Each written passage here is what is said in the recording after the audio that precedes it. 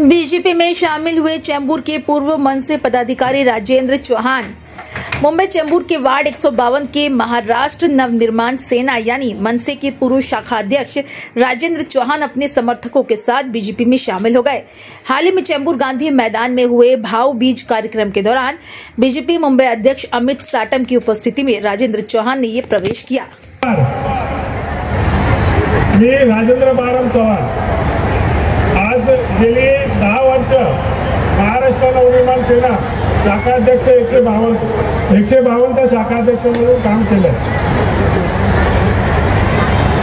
तरी मला असं वाटलं की देशात महाराष्ट्रात जर कोणता पक्ष काम करतोय तर तो भाजप आहे आणि आपल्या लोकांसाठी, आपल्या समाजासाठी, आपल्या परिवारासाठी आपल्याला कोणासोबत काम करायचं असेल तर तो पक्ष भाजप आहे आणि त्या विचाराने प्रेरित होऊन मी आज भाजपमध्ये प्रवेश केला आहे।